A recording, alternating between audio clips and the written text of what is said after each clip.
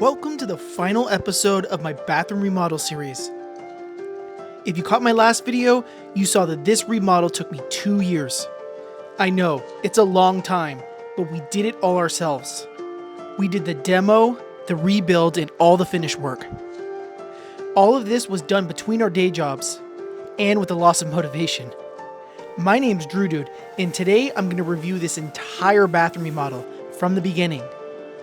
I've created this review video to show you all the steps. This one's going to be good. Let me show you. The demo of this was crazy. Because we planned to move the drains for the shower and bathtub, we had to jackhammer the concrete subfloor. This was a first for me, and it took a while. My advice for this one is plan it all out and research your type of subfloor.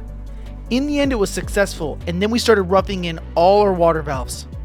This remodel not only required plumbing, but also electrical. I installed all new recessed lights. And for the drywall, I did a skim coat on everything. You'll find out why a little bit later.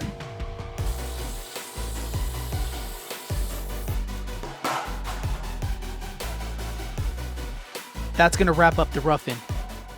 I think it's time to talk about the rebuild. I'm gonna start with our shower base. We used Kerdi, and this was super DIY friendly. Kerdi is made by a company called Schluter Systems, and I use it to create a waterproof substrate for all my tile. Now there is other methods of creating a waterproof system, but I like Schluter or Kerdi the best. The system includes the walls, but also the shower pan. Now that's it for the Kerdi shower system. If you want to know more, check out my full install video. Okay, let's see what's next. Oh yeah, the heated limestone flooring. I really like this step. Well, maybe the outcome, not so much the install. After I scraped off all the old thinset from the old tiles, it was time to start installing Ditra for our heated flooring. Ditra is also made by Schluter Systems, and it's installed with thinset. It's basically an uncoupling mat that will prevent the tile from cracking, but it also has a slot for wiring for heated floors. These heated floors are going to be one of my favorite features of this bathroom. After all the wires were installed, we started cutting and laying tile. The wires will be buried underneath the tile and thinset. The tiles we used were 18 by 18 inch limestone.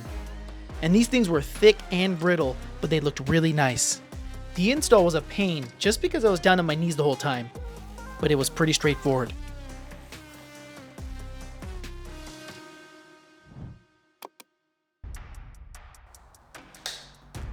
Let's talk about our DIY vanity build.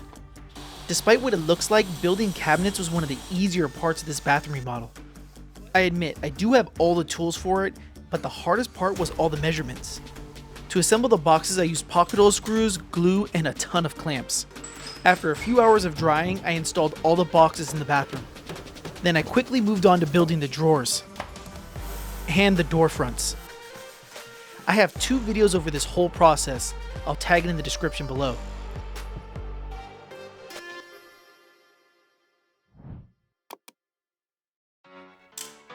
Okay, this is probably my favorite feature of this bathroom.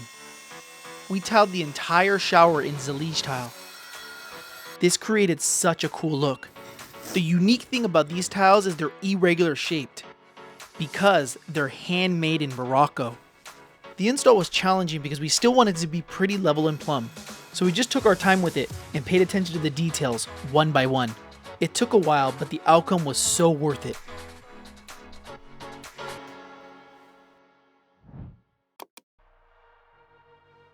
Probably my second favorite feature is the Roman clay walls that we did. This is the reason why I had to skim coat the entire bathroom. Okay, let's back up a little bit. What is Roman clay? It's a plaster-like wall finish that you have to trowel on layer by layer. It creates a cloudy-like wall surface. You might have seen it before on social media.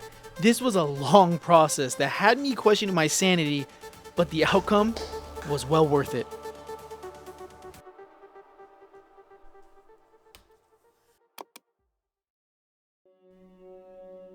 Okay, let's wrap this review video up and talk about the final steps. For our fixtures, we use Brizo in Luxe Gold, and they look amazing. They were expensive, but this is just something we had to have. After the fixtures were installed, we just had a few steps left, like installing the door and all the millwork. Being on this step means it was really the final push to the end. During the trim install, I really perfected my miter skills. After the millwork, a bathtub install. And just like that, this bathroom was finished.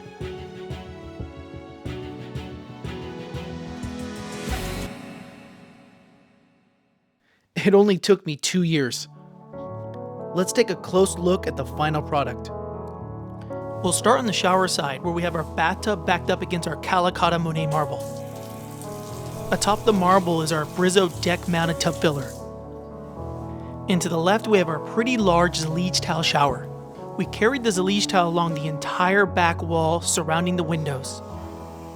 The shower has a rain shower head, a standard shower head, and a shower wand. Across from the shower is our double sink vanity, also with matching Calacotta Monet. The dark stained door fronts creates a nice contrast against the light colored bathroom.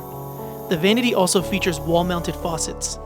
Above the vanity is 3 mirrors and Kelly Worsler wall sconces. Our drawers are push to open, have power inside, and soft close. Behind this door is our toilet, but it's something special because it's a bidet. I told you, Japan changed our lives. Across from the toilet we have more custom built cabinets for storage. Oh, and I can't forget one of our favorite features, heated flooring. This is going to make those not so cold winters better. And just like that, after 2 years, we have a usable, fully finished bathroom. Thanks for joining me along this very long journey. I saved a lot of money doing it myself, but sacrificed time. So it's time for me to enjoy what I built.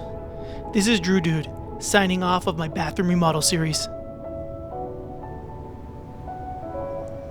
But here's the thing.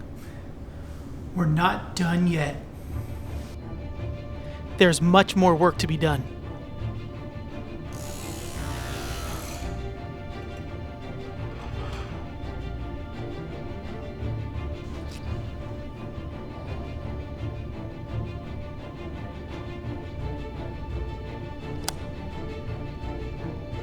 Halfway there.